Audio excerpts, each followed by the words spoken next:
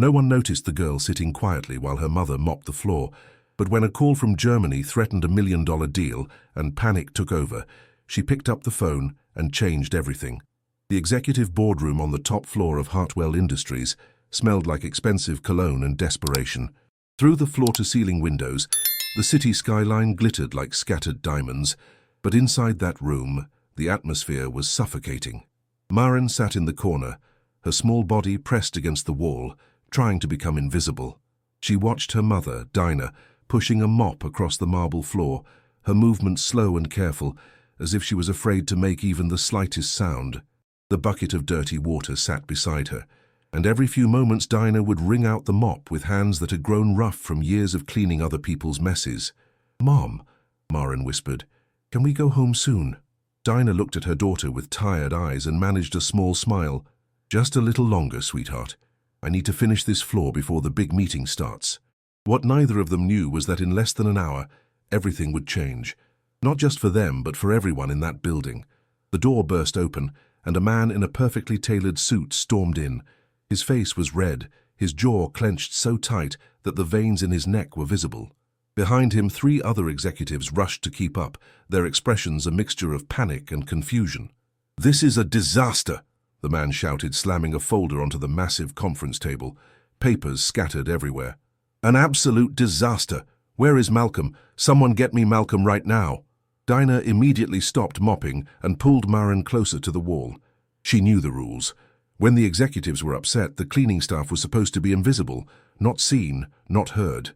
Just ghosts who made messes disappear. "Mr. Preston, please calm down," one of the younger executives said, his voice shaking. "Mr. Vance is on his way up. He was in the middle of—" "I don't care what he was in the middle of," the man called Preston interrupted. "Do you have any idea what's happening? The Baumann Group is on the line right now. Lorenz Baumann himself, and no one in this entire building speaks German well enough to understand what he's saying." Maren's ears perked up at the word German. She looked at her mother, but Dinah was staring at the floor, her shoulders hunched, trying to shrink herself even smaller. Another man rushed into the room. This one was different. He moved with the confidence of someone who was used to being in charge, but right now even he looked worried. His silver hair was slightly disheveled, as if he had been running his hands through it repeatedly. "What's the situation?" he demanded. "Malcolm, thank God," Preston said, his voice dripping with barely contained frustration. "The Baumann call got moved up. They're on the line now and they're speaking German. Our translator is stuck in traffic and the backup translator is out sick. The deal is worth $15 million and it's going to fall apart in the next 15 minutes because we can't communicate." Malcolm, the CEO of Hartwell Industries, pressed his fingers to his temples. "What about the language app, the translation software?" Lorenz Baumann specifically requested a human conversation. He said he doesn't do business through machines. You know how traditional he is. The phone on the conference table was blinking. Someone was on hold. Someone who held the future of a $12 million deal in their hands, and no one in that room could talk to him. Maren watched all of this unfold with wide eyes. Her heart was beating fast, not from fear but from something else, something that felt like recognition. She knew German. She knew it because her grandmother, her mother's mother, had been born in Hamburg. She knew it because every night for years before her grandmother passed away, they would sit together and read German fairy tales. She knew it because language had been their special bond, their secret world that no one else could enter. But she was just a little girl, the daughter of a cleaning lady. No one would listen to her. No one would even look at her. "We need to call them back and reschedule," one of the executives suggested. "Impossible," Preston snapped. Baumann made it clear. This call happens today, or the deal is off. He's flying to Tokyo tomorrow and won't be available for weeks. By then, Meridian Corp will have swooped in and taken the contract. Malcolm looked at the blinking phone like it was a bomb about to explode. "There has to be someone. Anyone. Check every department, every floor. Someone in this building must speak German." "We've checked, sir. No one is fluent enough for a business negotiation of this level."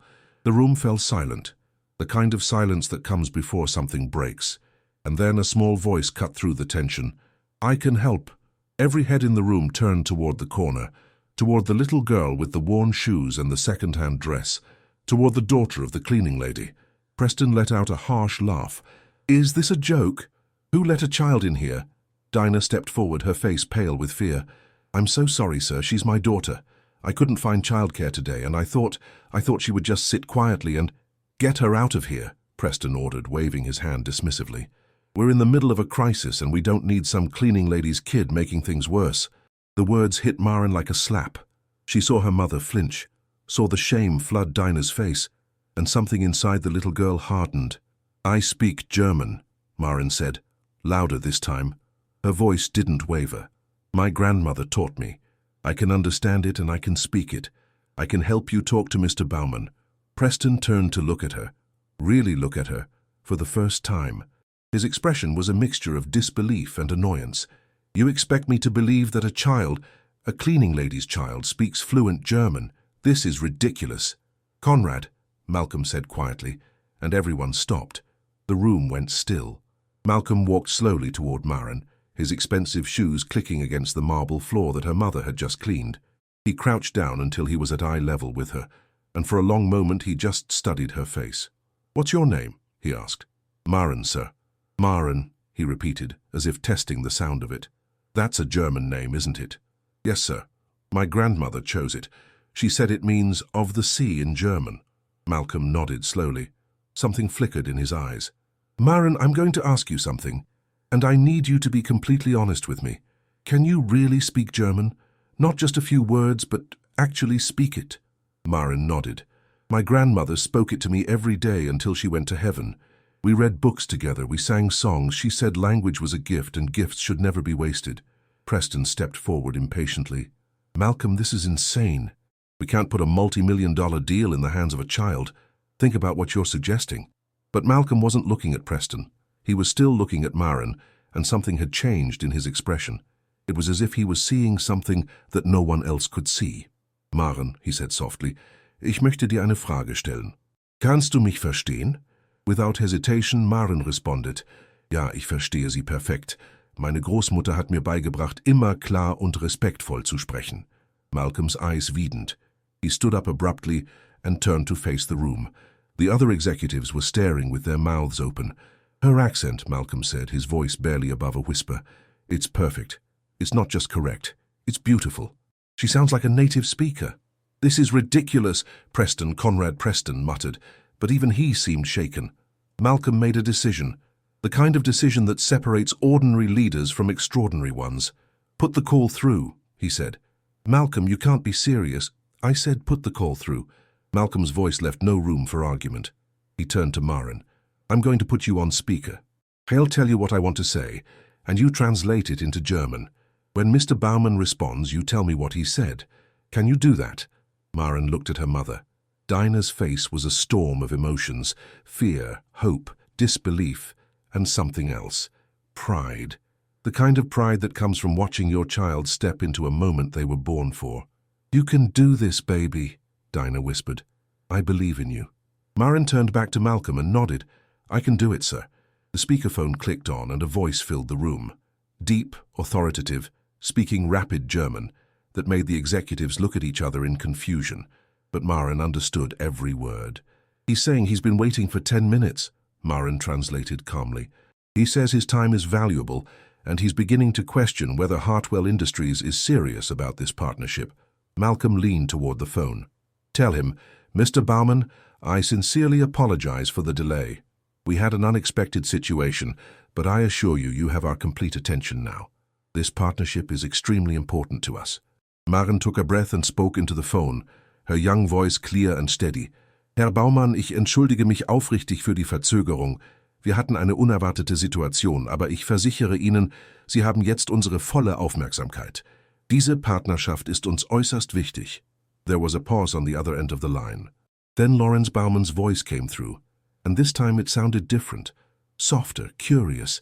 Maren listened, and then her face broke into a small smile. "What did he say?" Malcolm asked urgently. He said he's impressed by my German. He asked where I learned to speak so beautifully. He also asked how old I am and why a child is translating for a major corporation." The room held its breath. "What should I tell him?" Maren asked. Malcolm thought for a moment. Then he did something that surprised everyone in that room, including himself. "Tell him the truth," Malcolm said. "Tell him exactly who you are." Maren nodded and spoke into the phone. "Herr Baumann, mein Name ist Maren." Meine Mutter arbeitet hier als Reinigungskraft.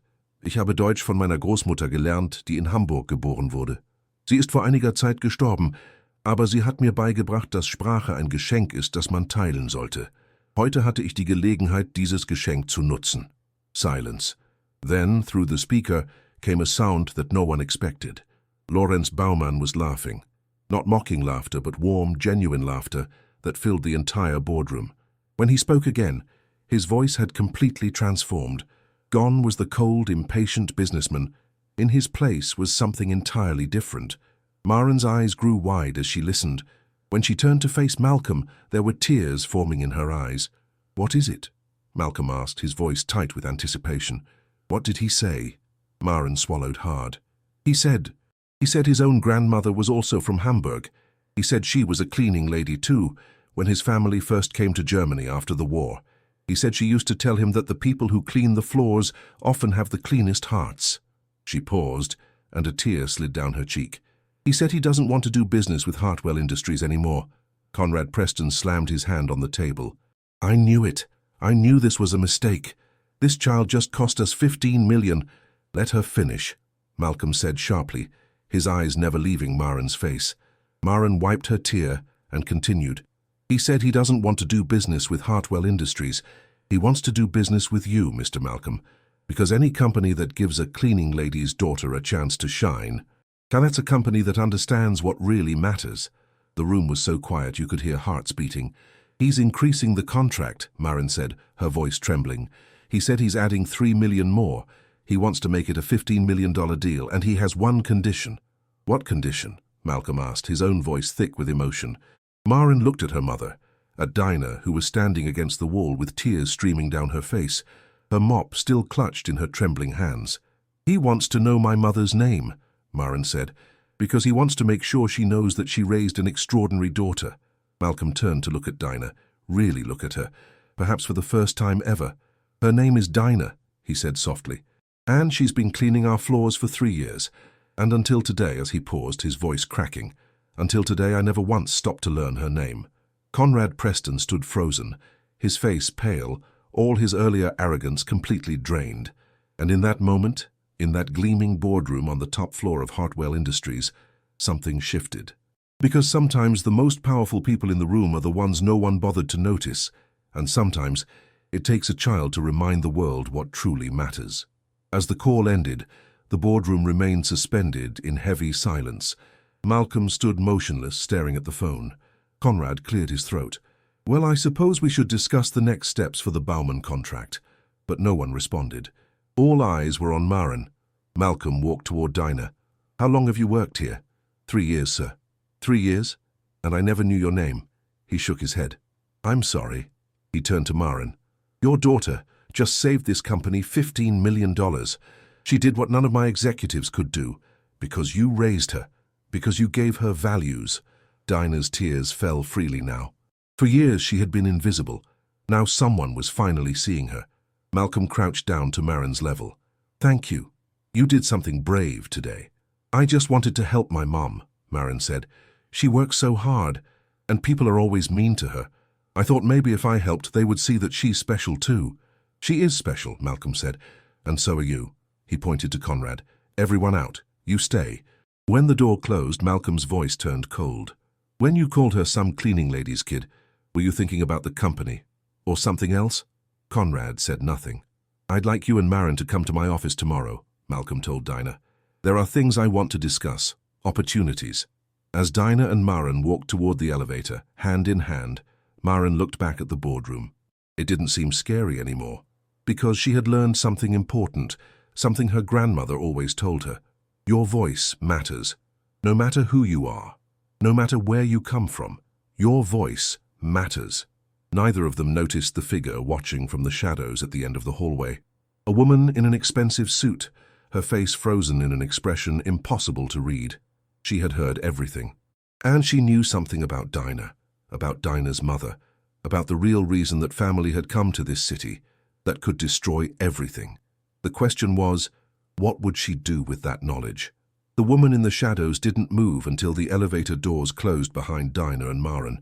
Only then did she step forward, her heels clicking sharply against the marble floor like a countdown to something inevitable. Her name was Victoria Ashford, and she was the Chief Financial Officer of Hartwell Industries. She had worked alongside Malcolm for over a decade, climbing the corporate ladder with a combination of brilliance, ambition, and a willingness to do whatever it took to win. She had secrets of her own, buried deep beneath designer suits and perfectly calculated smiles. But right now she wasn't thinking about her own secrets. She was thinking about Dinah. Victoria pulled out her phone and scrolled through her contacts until she found a number she hadn't called in years. Her thumb hovered over the screen for a long moment before she pressed it. "It's me," she said quietly when someone answered.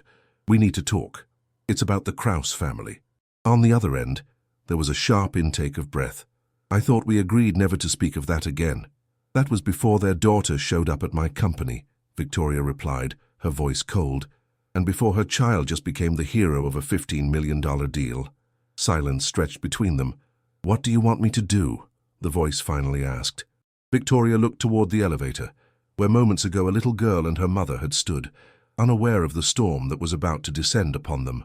"Nothing yet," she said, "but be ready, because if what I suspect is true, everything is about to change."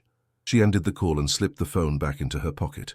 Then she turned and walked toward Malcolm's office, her expression perfectly composed, revealing nothing of the chaos brewing beneath the surface. The following morning, Dinah woke before sunrise. She hadn't slept more than a few hours, her mind racing with everything that had happened and everything that might happen next. She looked over at Maren, who was still asleep in the small bed they shared in their tiny apartment. The place was modest, just one bedroom, a cramped kitchen, and a bathroom with a leak that the landlord kept promising to fix. But Dinah had worked hard to make it feel like home. There were drawings Maren had made taped to the walls, a small vase of flowers on the windowsill, and a framed photograph of Dinah's mother on the nightstand. Dinah picked up the photograph and traced her finger over her mother's face. Helga Kraus had been a remarkable woman. Born in Hamburg during the darkest years of the war, she had survived things that Dinah could barely imagine. She had come to America with nothing but a suitcase and a dream, had worked as a cleaning lady for decades, and had raised Dinah alone after her father left. "I wish you could see her, Mama," Dinah whispered, looking at Maren. "I wish you could see what she did yesterday. You would be so proud." But even as she said the words, a familiar ache settled in her chest. Because there were things about her mother's past that Dinah had never fully understood, questions that Helga had refused to answer, secrets that she had taken to her grave. Why had Helga really come to America? Why had she been so insistent that Dinah work specifically at Hartwell Industries?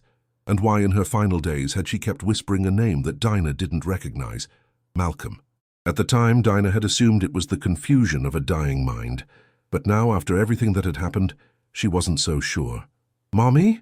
Dinah quickly wiped her eyes and turned to see Maren sitting up in bed, rubbing sleep from her eyes. "Good morning, sweetheart. Did you sleep well?" Maren nodded, then her eyes widened with excitement. "Are we really going to see Mr. Malcolm today? Is he really going to give you a new job?" Dinah smiled, though her heart was heavy with uncertainty. "We'll see, baby. We'll see." 2 hours later, Dinah and Maren stood in front of the towering glass building that housed Hartwell Industries. Dinah had worn her best dress, a simple navy blue outfit she had bought second-hand years ago. Maren was wearing the same dress from the day before, carefully washed and ironed. "Are you nervous, Mommy?" Maren asked, squeezing Dinah's hand. "A little," Dinah admitted. "But you know what helps?" "What?" "Remembering that I have the bravest daughter in the whole world." Maren beamed, and together they walked through the glass doors. The security guard smiled as they approached. "You must be Dinah and Maren, Mr.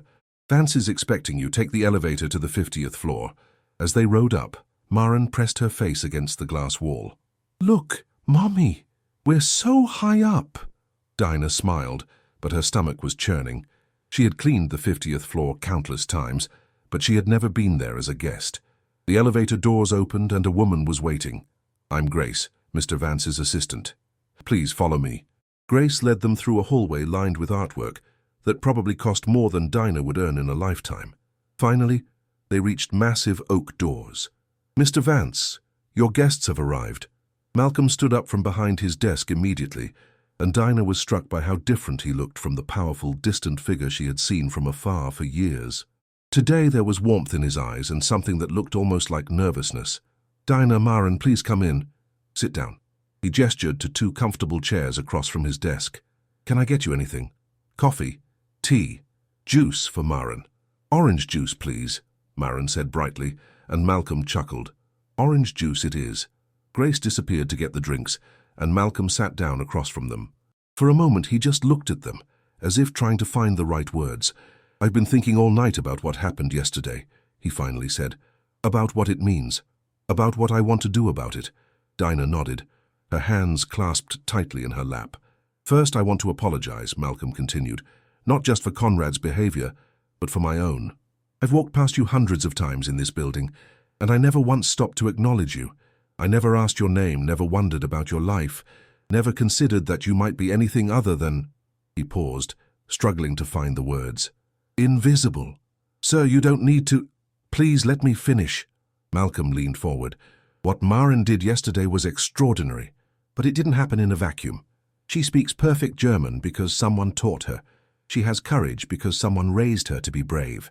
She has kindness because someone showed her what kindness looks like. He looked directly at Dinah. That someone is you. Dinah felt tears prickling at her eyes but blinked them back. I want to offer you a position here at Hartwell Industries, Malcolm said. A real position. Not cleaning unless that's what you want to continue doing. I've looked at your file. You have a degree in business administration. You had a career before life got complicated. Dinah stared at him in disbelief. How do you know about my degree?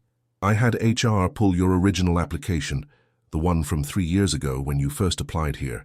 You applied for an entry-level position in our administrative department. Do you remember that? Dinah's heart clenched. She remembered. She had been so hopeful, so certain that her qualifications would be enough, but she had never even gotten an interview. She had been rejected by an automated email, and the only position she could get was on the cleaning staff. I remember, she said quietly. Your application was rejected by someone in HR who didn't think you were a good fit. Malcolm's jaw tightened. I looked into it this morning. The person who rejected you was Conrad Preston. He was running HR at the time, before he moved to operations. The room fell silent. Maren looked between her mother and Malcolm, sensing the weight of what was being said, but not fully understanding it. I can't change the past, Malcolm said softly, but I can try to make things right. I'd like to offer you a position as an administrative coordinator in our international relations department. The salary would be $60,000 a year, plus full benefits, including health insurance for you and Maren. Dinah's hands flew to her mouth. $60,000. It was more than 3 times what she made as a cleaner. It was enough to move to a better apartment, enough to fix Maren's chipped tooth that she hadn't been able to afford to repair, enough to stop worrying every single day about whether they would have enough to eat. Mr. Vance, I don't know what to say. Say yes, Maren whispered, tugging at her mother's sleeve. Mommy, say yes. Malcolm smiled at Maren. Smart girl, you should listen to her. Dinah laughed through her tears. Yes, of course, thank you so much. Malcolm nodded, looking genuinely pleased. There's one more thing I wanted to discuss. It's about your mother. Dinah's laughter died in her throat. My mother? Helga Kraus, yes? Malcolm's expression had changed. He looked almost hesitant now, as if approaching a topic he wasn't sure how to handle. I did some research last night. After everything that happened, I was curious. I wanted to know more about the woman who had raised such an extraordinary granddaughter. Dinah's heart was pounding. What did you find? Malcolm reached into his desk drawer and pulled out a folder. It was old, the edges yellowed with age. He placed it on the desk between them. This folder was in our company archives, in a section that hadn't been touched in decades. He paused. Dinah, your mother worked for my family, not for Hartwell Industries, for my family personally. She was my father's housekeeper when I was a child. The room seemed to tilt. Dinah gripped the armrests of her chair. That's impossible. My mother never mentioned— There's more. Malcolm opened the folder and pulled out an old photograph. It showed a young woman with Maren's eyes standing next to a little boy of about 5 or 6. Behind them was a grand house, the kind of place Dinah had only ever seen in magazines. That's your mother, Malcolm said, pointing to the woman. And that little boy— He took a deep breath.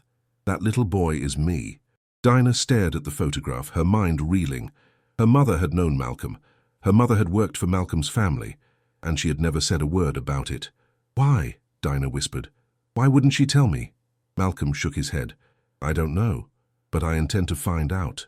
He closed the folder and looked at Dinah with an intensity that made her shiver. There's something else in these records, something that doesn't make sense. Your mother left our family's employment very suddenly without explanation, and shortly after she left, he hesitated.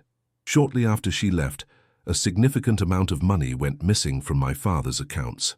Dinah's blood ran cold. Are you saying my mother was a thief? I'm not saying anything yet. I'm just telling you what I found. Malcolm's voice was gentle but firm. But I think there's more to this story. A lot more. And I think we both deserve to know the truth. Before Dinah could respond, the door to Malcolm's office burst open. Victoria Ashford stood in the doorway, her face pale, her composure cracked for the first time anyone could remember. Malcolm, she said, her voice shaking. We need to talk. Now. It's about the Kraus woman. She looked at Dinah, and in that moment Dinah saw something in Victoria's eyes that terrified her. Recognition and fear. I know who you really are, Victoria said coldly, and I know what your mother did. The question is... She stepped into the room, closing the door behind her. Does everyone else? Malcolm rose from his chair. Victoria, what is this about? What are you doing? Victoria ignored him. Her eyes locked on Dinah like a predator circling its prey. Your mother didn't just work for the Vance family. She was trusted with everything. The household accounts, the family's schedule, access to rooms that even the other staff couldn't enter. Dinah's voice was barely a whisper. I don't understand what you're accusing her of. I'm not accusing anyone, not yet. Victoria's smile was sharp as a blade, but I find it very interesting that Helga Kraus left so suddenly, and I find it even more interesting that her daughter ended up working in the exact same company where Malcolm Vance is now CEO. That's a coincidence, Dinah said, but even as the words left her mouth, she wondered if they were true. Her mother had been the one to suggest applying to Hartwell Industries. Her mother had been so insistent about it, almost desperate. Is it? Victoria circled the room slowly. Or was this the plan all along? Get close to Malcolm. Wait for the right moment. Use your daughter to... That's enough. Malcolm's voice cut through the room like thunder. Victoria, I don't know what you think you're doing, but you need to stop. Now. Victoria turned to face him, and something shifted in her expression, something almost like desperation. Malcolm, you don't understand. I'm trying to protect you. I'm trying to protect this company. You can't just give jobs and trust to people off the street because their daughter happens to speak German. She's not off the street, Malcolm replied, his voice dangerously quiet. She's been cleaning our floors for 3 years. She's been invisible to people like you and me. And maybe, just maybe, it's time we started seeing the people who have been right in front of us all along. Victoria's mask slipped just for a moment. In that instant, Dinah saw something unexpected. Pain. You don't know what Helga Kraus did, Victoria said, her voice cracking. You don't know the damage she caused, not to your family. She paused. To mine. The room went completely still. Malcolm stared at Victoria. What are you talking about? Victoria seemed to realize she had said too much. She straightened her shoulders, rebuilding her composure. Nothing. Forget I said anything. But Malcolm, be careful. Not everyone is what they seem. She walked out, leaving the door open behind her. For a long moment, no one spoke. Then Marin's small voice broke the silence. Mommy, is that lady going to hurt us? Dinah pulled her daughter close. No, baby. No one is going to hurt us. But even as she said it, she wasn't sure it was true. Malcolm walked to the window and stood with his back to them, looking out at the city. When he finally spoke, his voice was heavy. Dinah, I'm not going to pretend I understand what's happening here. There's clearly history between our families that I don't know about, but I want you to know something. He turned to face her. Whatever happened in the past, it doesn't change what I saw yesterday. It doesn't change what your daughter did, and it doesn't change the offer I made you. Dinah felt tears streaming down her face. Why? Why would you still help us after everything Victoria said? Malcolm picked up the old photograph, the one showing Dinah's mother and Malcolm as a child. Because I remember her, he said softly. I remember Helga. She used to make me hot chocolate when I was sad.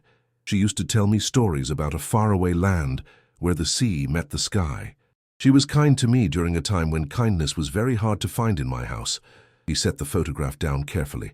I don't believe she was a thief, and I don't believe you're part of some scheme, but I do believe there's a story here that deserves to be told. He looked at Dinah with determination. Will you help me find the truth? Dinah looked at her daughter, at this brave little girl who had started something that couldn't be stopped. She thought about her mother, about all the secrets Helga had carried to her grave. Yes, she said, I'll help you find the truth. Malcolm pressed a button on his desk. Grace, please postpone my meetings for the rest of the afternoon, and pull everything we have in the archives about the Vance household staff from 40 years ago. Maren squeezed her mother's hand and looked up with those bright, trusting eyes. Don't worry, Mommy, she said quietly.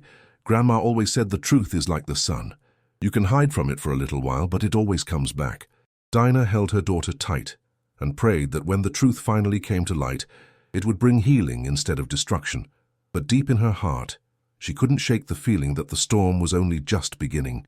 The archives of Hartwell Industries were buried deep in the basement of the building, in a room that smelled of dust and forgotten memories.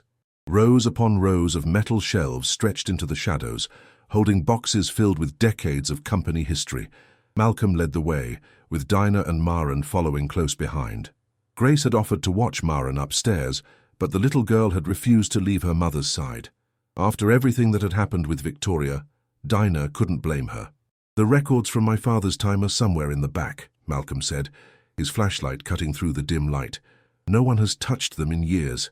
Dinah walked in silence, her mind still reeling from Victoria's accusations. A thief. Her mother had been called a thief. The woman who had worked double shifts to put food on the table. The woman who had taught Dinah that honesty was the most precious thing a person could possess. It couldn't be true. It simply couldn't. Here, Malcolm said, stopping in front of a section marked with faded labels. Household staff records, 1980 to 1990.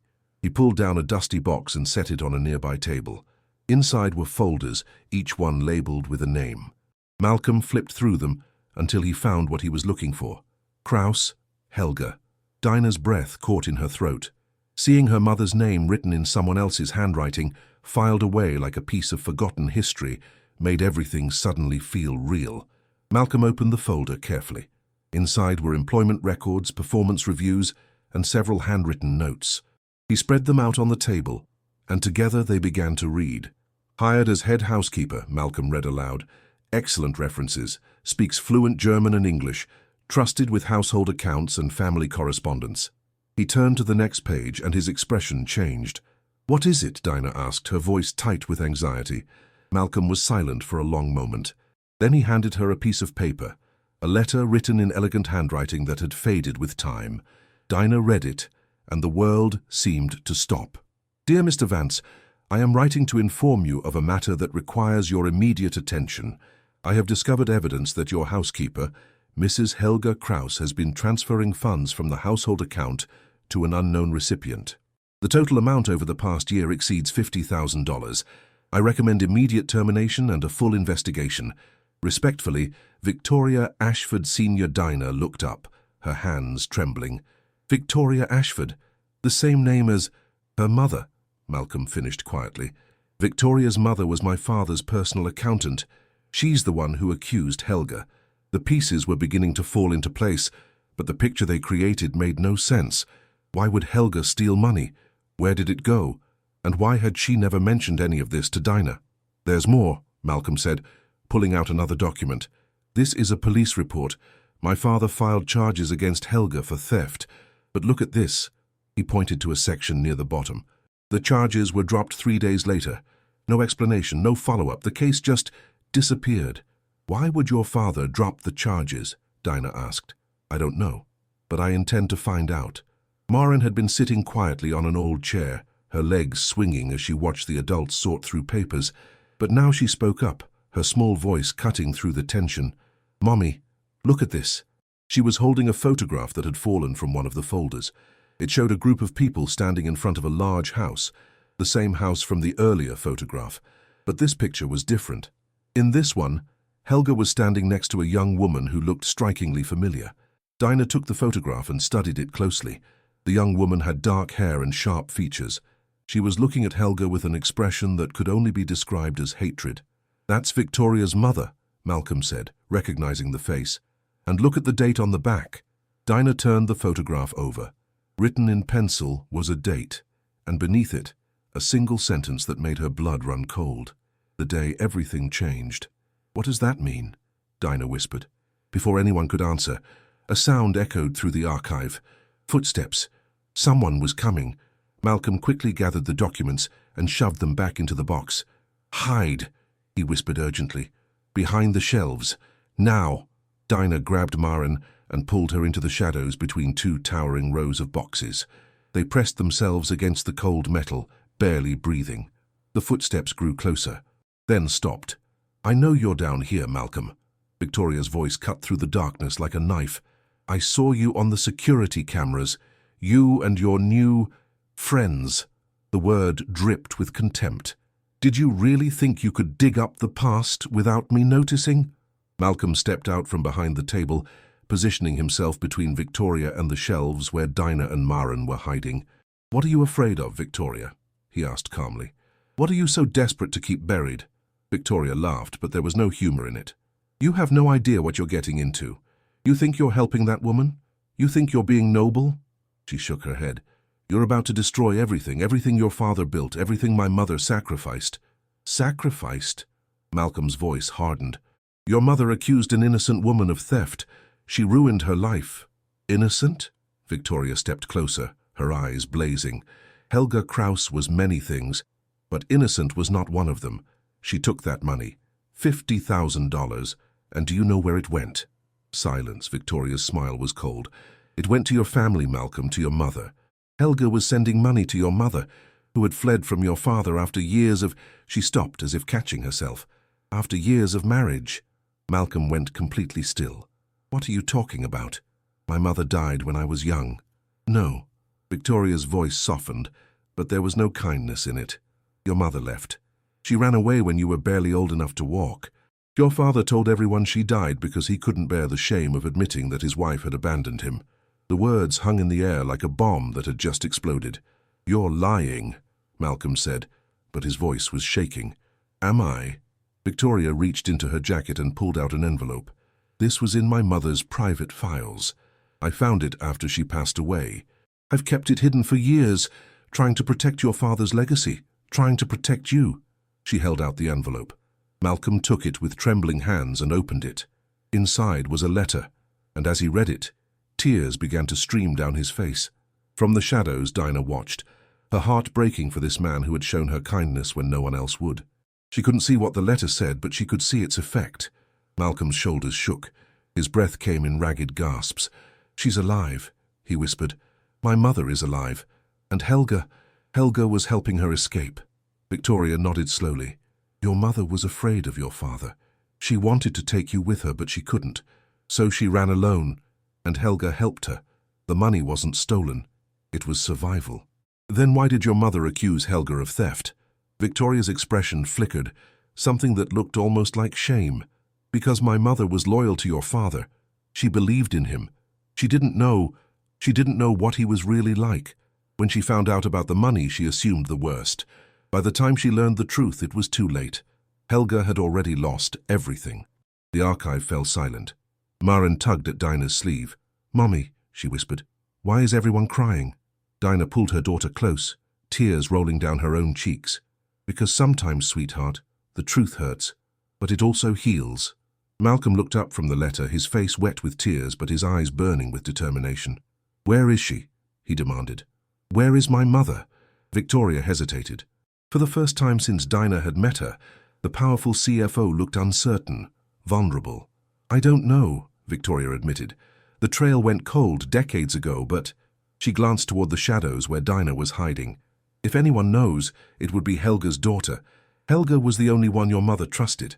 Malcolm turned toward the shelves. "Dinah, you can come out now." Slowly, Dinah emerged from the shadows, holding Maren's hand. She faced Victoria, and for a long moment the two women simply looked at each other. "I'm sorry," Victoria said quietly, "for what my mother did, for what I said earlier. I was trying to protect a lie that should have been exposed years ago." Dinah didn't know how to respond. Everything she thought she knew about her mother, about her own history, had just been turned upside down. "My mother never told me any of this," Dinah said finally. "She never mentioned Malcolm's family. She never talked about why she came to America." "Maybe she was protecting you," Malcolm suggested. Or maybe she was waiting for the right time to tell you. Maren looked up at her mother with those wise, innocent eyes. Grandma always said she had a secret. She said one day, when I was old enough, she would tell me a story about a brave lady and a little boy she loved like her own son. Everyone turned to look at the little girl. A little boy? Malcolm's voice cracked. She talked about a little boy? Maren nodded. She said she had to leave him behind, and it broke her heart. She said she hoped one day he would know the truth, that she never forgot him, that she loved him every single day. Malcolm fell to his knees in front of Maren, his composure completely shattered. She remembered me, he whispered. After all these years, she remembered. Maren reached out and touched his face, wiping away a tear with her small finger. She told me something else, Maren said softly. She said if I ever met the little boy, I should give him a message. What message? Malcolm could barely speak. Maren smiled, that pure, innocent smile that had started everything. She said, tell him the hot chocolate recipe is in the blue box and tell him I never stopped making it. Every single night, just in case he ever came home. Malcolm broke down completely. Years of walls, years of corporate coldness, years of believing he had been abandoned. All of it crumbled in an instant. Victoria stood apart, watching the scene unfold. Something had shifted in her expression. The hardness was gone, replaced by something that looked almost like regret. I spent years hating your mother's memory, Malcolm said, his voice raw. My father told me she didn't love us. He said she was selfish, weak, ungrateful. I believed every word. He looked at the letter. But it was all lies. She loved me. She wanted to take me with her. Dinah knelt beside him. My mother kept your secret safe her entire life. She carried that burden alone, never telling anyone. Why? Malcolm looked at her with red-rimmed eyes. Why would she sacrifice so much for a family that accused her of being a thief? Dinah thought about her mother, the quiet strength, the dignity she maintained even when life was hardest. Because that's who she was, Dinah said softly. She didn't help your mother for recognition. She did it because it was the right thing to do. Maren nodded. Grandma always said kindness doesn't need an audience. The best things we do are the things nobody ever sees. Victoria let out a shaky breath. I've spent my career watching my back, building walls, and here I am, being taught a lesson by a little girl and a cleaning lady. I'm sorry for everything. Dinah looked at Victoria and saw something she hadn't noticed before. Beneath the cold exterior was a woman carrying her own burden. We can't change the past, Dinah said, but we can choose what we do next. Malcolm stood slowly, wiping his face. We need to find her, my mother. If she's still alive, I need to find her. Tell her what? Maren asked gently. That I understand now, that I forgive her, and that I want to bring her home. Victoria stepped forward. I'll help, I have resources, contacts. If she's out there, we'll find her. Dinah nodded. And I'll look through my mother's things. There might be something, letters, documents, anything that could give us a clue. For the first time, they stood together not as adversaries, but as allies united by a common purpose. The truth was finally coming to light, but there was still one question that remained unanswered. If Malcolm's mother was still alive, where was she? And what would happen when they finally found her? The small apartment that Dinah shared with Maren had never felt so full. Malcolm sat on the worn couch, looking completely out of place in his expensive suit among the second-hand furniture. Victoria stood by the window, her arms crossed, watching the street below. And Maren sat on the floor, carefully going through a cardboard box that Dinah had pulled from the closet. It was the box of her mother's belongings, the things Helga had left behind when she passed away. Dinah had never had the heart to go through it properly. Every time she tried, the grief would overwhelm her, and she would close the lid and push it back into the darkness. But today was different. Today there was a reason to face the pain. My mother kept everything, Dinah said quietly, kneeling beside Maren. Old letters, photographs, receipts. She never threw anything away. She used to say that memories were too precious to discard. Malcolm leaned forward, his eyes fixed on the box. Is there anything about my mother? Any letters, any contact information? Dinah shook her head slowly. I've never seen anything like that, but then again I never knew to look. Maren pulled out a stack of old photographs and began spreading them on the floor. Most showed Helga at various stages of her life, as a young woman in Germany, as a new immigrant in America, as a mother holding baby Dinah. But one photograph made Maren stop. Mummy, look at this one. It was a picture of Helga standing next to another woman. They were both smiling, their arms around each other like old friends. Behind them was a small house with a garden full of flowers. Dinah took the photograph and turned it over. On the back, in her mother's handwriting, were 2 words and a location: Eleanor, safe, followed by an address in a small town several hours away. Eleanor, Malcolm breathed. That was my mother's name. The room went completely still. She knew, Malcolm said, his voice shaking. Helga knew where my mother was all this time. Victoria moved closer to look at the photograph. That address. Do you think she's still there? There's only one way to find out, Dinah replied. Malcolm was already on his feet. We need to go now, today. Wait, Victoria said, holding up her hand. We can't just show up unannounced. If Eleanor has been hiding for decades, she's hiding for a reason. We need to be careful. Careful? Malcolm turned on her, his composure cracking. My mother has been alive this whole time. She's been out there, alone, thinking that I hate her, thinking that I believed the lies my father told. Every day that passes is another day she doesn't know the truth. Dinah stood up and placed a gentle hand on Malcolm's arm. Victoria is right. We need to think about this. If Eleanor ran away from your father, she was scared. If she's been hiding all these years, she's still scared. We can't just burst into her life without warning. Malcolm took a deep breath, trying to calm himself. Then what do you suggest? Dinah looked at the photograph in her hands, at the 2 women smiling together, bound by a secret that had shaped both their families. I'll go first, she said. Alone. Eleanor knew my mother. She might trust me enough to listen. I should go with you, Malcolm insisted. No. Dinah's voice was firm but kind. If she sees you, she might run. She might think your father sent you. Let me talk to her first. Let me explain everything that's happened, and then, if she's willing, I'll bring you to her. Malcolm looked like he wanted to argue, but something in Dinah's eyes stopped him. This woman, this cleaning lady he had ignored for years, was showing more wisdom and compassion than anyone in his life ever had. Okay, he said finally. But promise me, you'll call the moment you know anything. I promise. Maren tugged at her mother's sleeve. Can I come with you, Mommy? Dinah hesitated.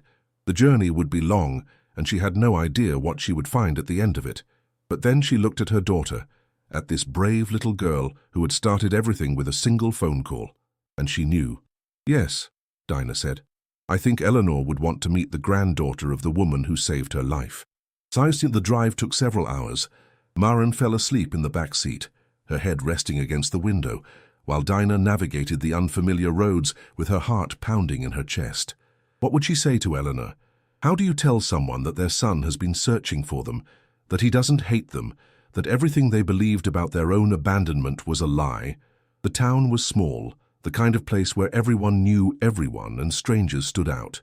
Dinah stopped at a gas station to ask for directions, and the elderly attendant looked at her with curiosity. The old Miller place, he said, scratching his chin. That's out on Maple Road. Been a woman living there alone for as long as I can remember. Keeps to herself mostly. Nice lady, though. Always waves when she drives by. Dinah thanked him and got back in the car. Her hands were trembling on the steering wheel. The house was exactly as it appeared in the photograph. Small, modest, surrounded by a garden that had clearly been tended with love. Flowers bloomed in every corner, and wind chimes hung from the porch, filling the air with gentle music. Dinah parked the car and sat for a moment, gathering her courage. Then she woke Maren gently. We're here, sweetheart. Maren rubbed her eyes and looked at the house. Is this where the lady lives, the one Grandma helped? I think so.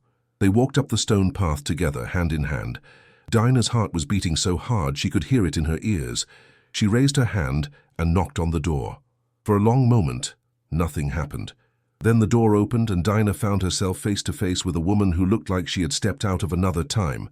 Eleanor Vance was elderly now, her hair silver, her face lined with years of solitude.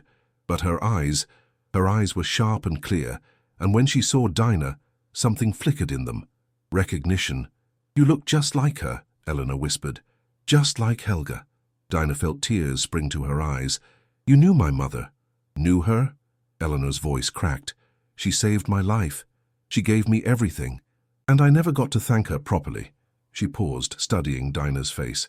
Is she still... Dinah shook her head slowly. She passed away, a little over a year ago. Eleanor closed her eyes, and a single tear rolled down her weathered cheek. I always hoped I would see her again. I always hoped I could tell her what she meant to me. She knew, Dinah said softly. She always knew.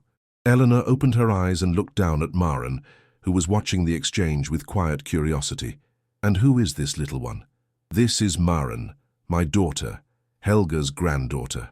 Eleanor's hand flew to her heart. Helga's granddaughter. She crouched down until she was eye level with Maren. Do you know your grandmother was the bravest woman I ever met? Maren nodded. She taught me German, and she told me stories about a lady she helped escape. A lady who was very sad but very strong. Eleanor's tears flowed freely now. That was me. I was the sad lady, and your grandmother gave me the strength to become strong. She stood up and looked at Dinah with an expression that held decades of pain and hope. Why are you here? Eleanor asked. After all these years, why now? Dinah took a deep breath. This was the moment that would change everything. Because of your son, she said, because of Malcolm. Eleanor went completely pale. She gripped the doorframe as if her legs might give out beneath her. Malcolm, she breathed. My Malcolm. Is he all right? He's more than all right, Dinah said gently. He's looking for you. He knows the truth now, about why you left, about what his father did, about everything. And he wants to see you, he wants to bring you home. Eleanor shook her head, her whole body trembling. No, I can't. He must hate me. I left him. I abandoned my own child. What kind of mother does that?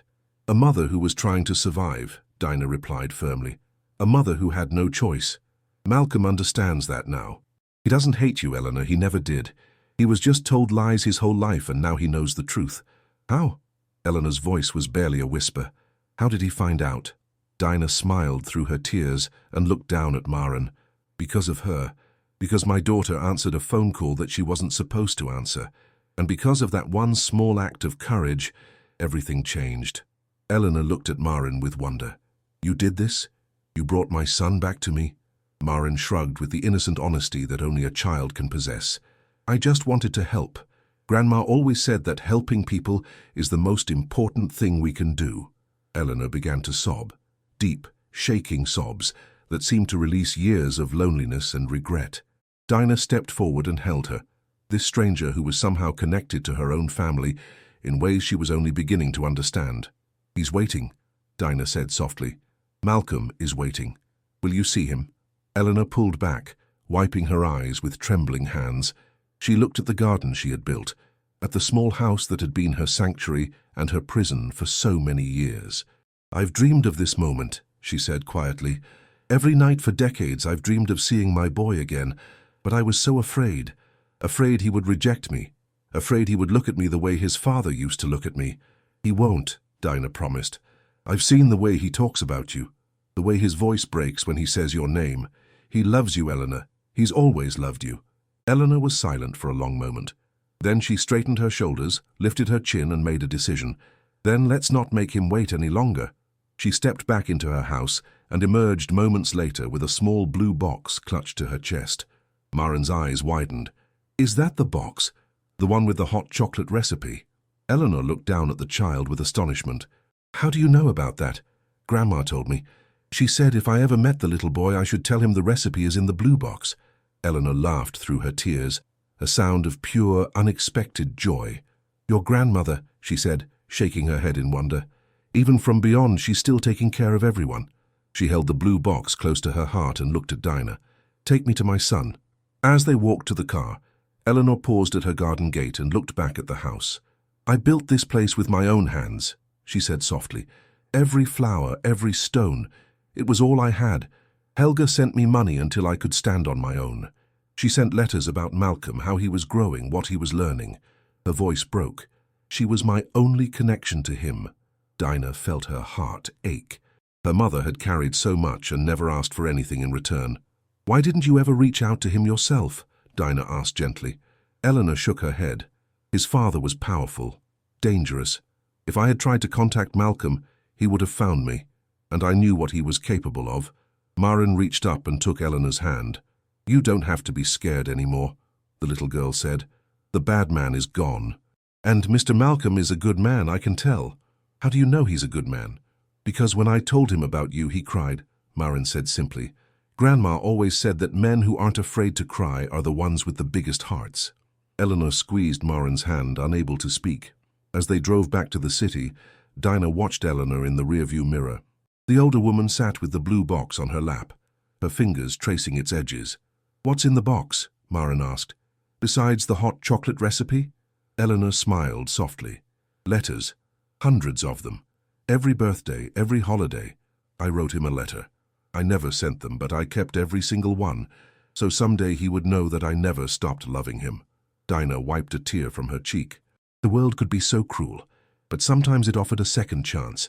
And thanks to one little girl and one phone call, that second chance was finally here. The lobby of Hartwell Industries had never felt so charged with emotion. Malcolm stood near the elevators, his hands trembling at his sides. Victoria waited beside him, offering silent support, and Conrad Preston watched from a distance, his face unreadable.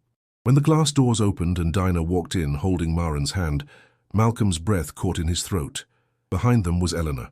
She looked fragile and strong at the same time.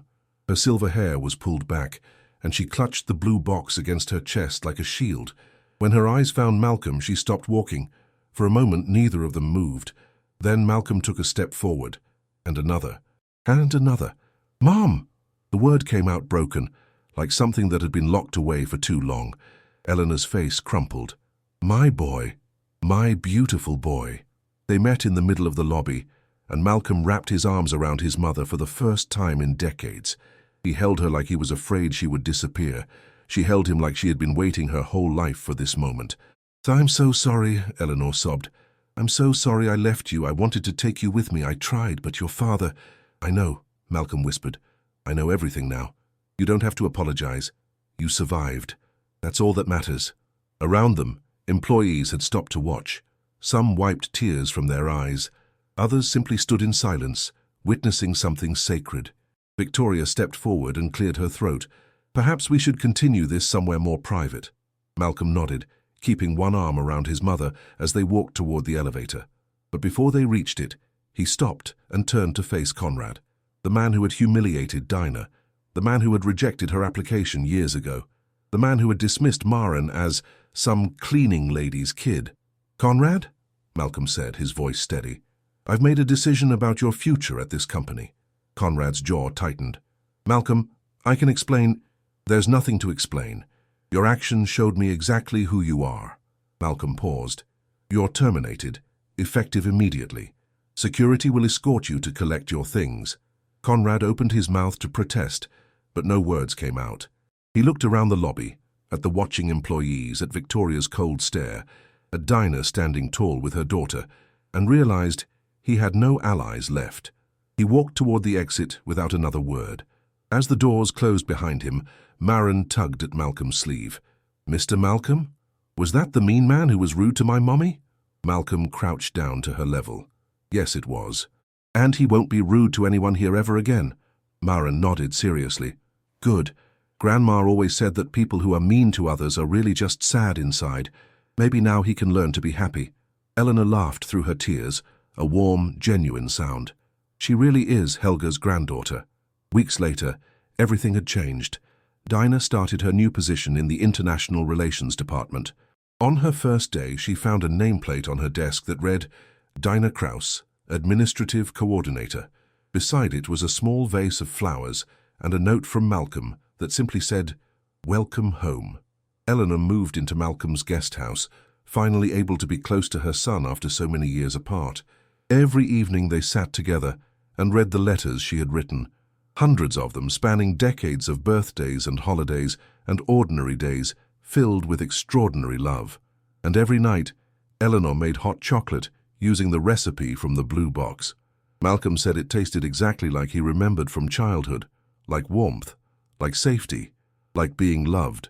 Victoria surprised everyone by establishing a scholarship fund in Helga Kraus's name for children of cleaning staff and service workers who dreamed of higher education. She said it was the least she could do to honor a woman whose kindness had rippled through generations. One evening as the sun set over the city, Dinah and Maren sat on a bench outside Hartwell Industries. It was the same bench where cleaning staff used to eat lunch alone, invisible to the executives rushing past. Now people stopped to say hello. They knew Dinah's name.